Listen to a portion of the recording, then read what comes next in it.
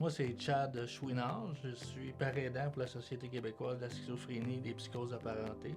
Je travaille à la Société québécoise de la schizophrénie depuis 3 ans. Et je travaille aussi à la Société québécoise de la schizophrénie comme Chad. Moi, je suis un peu plus jeune, j'ai commencé l'année passée. Je me présente, je m'appelle Andolphe, Andolphe Jean-Jacques. Aussi, je suis patient partenaire pour le JAP et je collabore souvent avec la clinique connectée. Qu'est-ce que c'est d'être parent aidant? Mais dans un premier temps, c'est de vivre un rétablissement satisfaisant, d'avoir acquis des stratégies en fin de compte. Puis un parent aidant, c'est d'être c'est père, c'est comme semblable.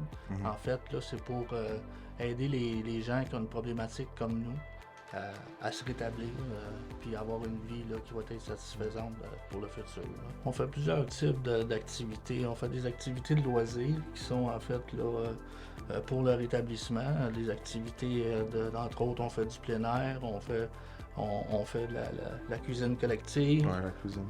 Il y a aussi il y a les groupes de discussion au Vego dans le centre-ville. C'est aussi de faire comme aujourd'hui, de déstigmatiser, de démystifier la santé mentale, puis entre autres davantage la schizophrénie, parce qu'on sait que la schizophrénie, c'est beaucoup stigmatisé. J'aime ça comme parler de mon expérience puis voir que j'ai pu inspirer quelqu'un, j'ai pu aider quelqu'un, surtout quand je pense à mon parcours.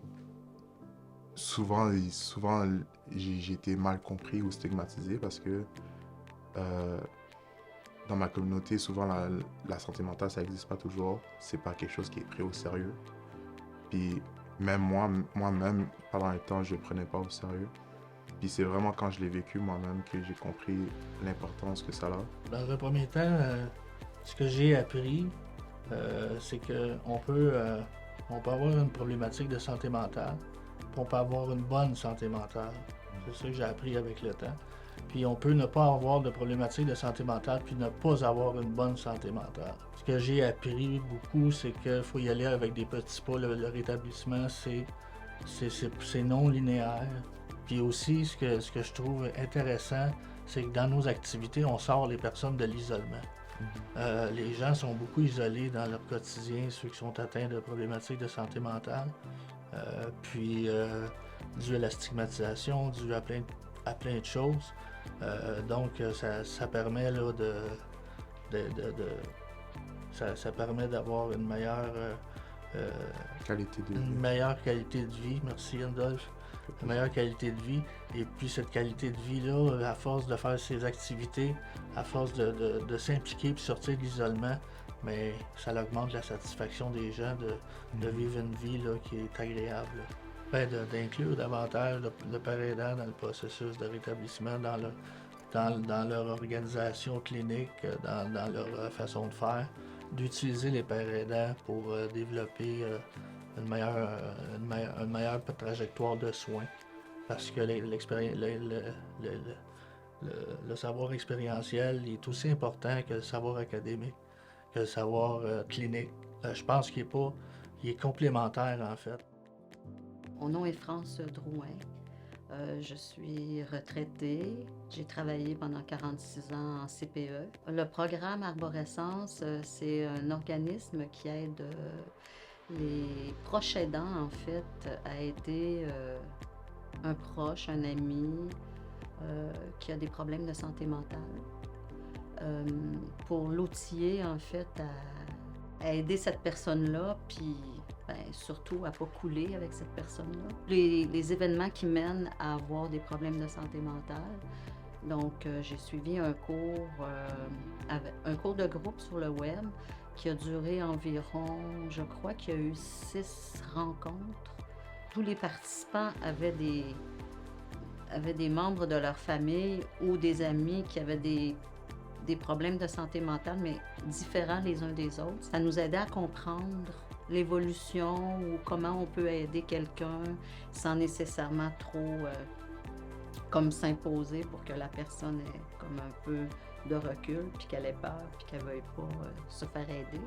Je sentais que j'avais besoin d'avoir des pistes ou des outils pour aider la personne, ma sœur, je l'ai dit que c'était ma sœur, qui était en grosse dépression.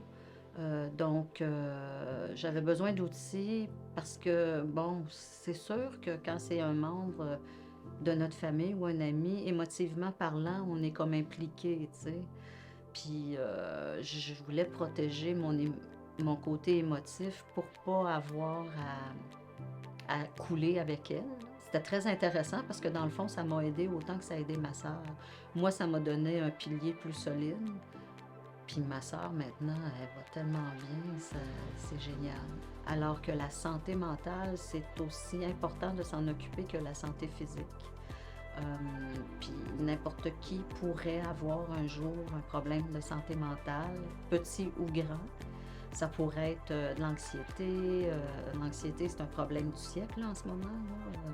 Mais en même temps, c'est ça. Fait que j'ai appris ça, mais ça m'a aidé aussi pour mes 2 filles qui font aussi de l'anxiété, qui sont hypersensibles, tu sais. Fait qu'il y a tellement de branches dans la santé mentale qu'on ne connaît pas, puis il y a des gens qui fonctionnent très bien avec leurs problèmes de santé mentale. Ça m'a aidé à être plus forte au niveau de l'humanité, si vous voulez, tu sais, de comprendre plus qu'est-ce qui se passe autour de moi, puis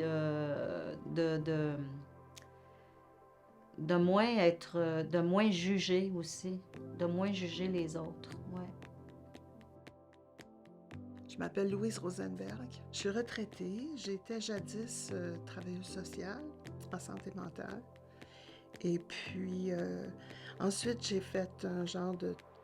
J'ai pris ma retraite il y a quand même un bout de temps, là, en 2010. Puis vous savez comme moi, la pandémie, hein, en 2020, les 70 ans et plus, notre gouvernement nous disait qu'on était fragile, puis qu'il fallait pas sortir, on risquait la mort, puis c'était vraiment une grosse affaire. Fait que ça a été un choc, ça, pour moi. Je n'étais pas habituée de me percevoir comme fragile et vulnérable. Fait que j'ai dit, bon, OK, peut-être que j'entre dans une nouvelle étape de ma vie. Fait que c'est ça qui m'a... Durant la pandémie, puis depuis, je m'intéresse à ma communauté. En sortant de la pandémie, j'ai décidé que j'avais besoin de me retrouver avec d'autres personnes. Et puis, j'ai créé, avec l'aide du réseau d'éclaireurs du CIUS de l'Ouest de l'île, j'ai créé le Café Rencontre des aînés de la Chine. Les éclaireurs, ça a commencé à la fin de la pandémie. Hein. Je pense que c'était quelque chose qui a été mis en place dans les CIUS pour aider à la résilience de la communauté, tu sais, pour comment sortir de ce moment-là et puis de cette crise-là, puis de reprendre un peu le pouvoir. Et puis, j'ai eu l'aide de Stéphanie Lavoie, qui est la travailleuse sociale qui a été engagée dans notre réseau. Ça m'appartient, puis ça appartient au groupe. Puis c'est ça que j'aime, je trouve que c'est ça qui fait du bien, puis qui nous redonne le pouvoir aussi. Tu sais, puis je pense que en ce moment, pas seulement les aînés, mais tout le monde, à tous les âges, on a besoin de se regrouper puis se développer de l'entraide, du partage, tu sais. Mettre en commun aussi nos craintes pour trouver des solutions. Parce que, bon, je pense que les temps sont durs pour tout le monde. Fait que je trouve que c'est un bon moyen de faire de la prévention, tu sais, puis prendre soin de nous. Fait qu'il y a beaucoup de gens qui trouvent que ce groupe-là, c'est un moyen pour nous de prévenir aussi, de pouvoir identifier nos besoins, puis aussi d'inviter des personnes de la communauté qui peuvent aussi nous aider, comme le mois dernier, on a invité une intervenante du Centre multiressources à la Chine qui avait fait une formation pour démystifier, pour déconstruire les mythes autour des cultures, des préjugés qu'on peut avoir. Mais en général, les gens viennent avec, je dirais, un genre de désir de prévenir l'isolement, par exemple, en prenant conscience de nos besoins, puis en trouvant des moyens pour y répondre, tu sais. Bien, écoute, c'est sûr que pour moi, ça me donne un sentiment de pouvoir sur ma vie, tu sais. Puis ça rend la vieillesse intéressante, tu sais. J'apprends des autres, puis on a du plaisir aussi, tu sais. On découvre des choses que je savais pas que je savais pas que je pouvais faire, mais je sens un sentiment d'appartenance. Ça, c'est bien important. Je sais que l'isolement, on peut glisser très facilement dans la dépression quand on s'isole puis qu'on voit personne, puis on se sent seul. Fait que je sens que le groupe sert beaucoup à ça. Même si on ne se voit pas tout le temps, ça crée un sentiment d'appartenance. On ne se sent pas seul, même quand on est seul chez soi. J'encourage les intervenants à travailler en groupe, puis de se réunir, au lieu de se mettre dans des catégories selon des diagnostics, on peut-tu se réunir autour des enjeux communs, des enjeux sociaux qu'on partage tous. Puis c'est ensemble qu'on peut trouver peut-être des solutions, puis agir des fois de manière politique même, tu sais, pour faire changer les choses, pour pouvoir avoir une meilleure santé sociale.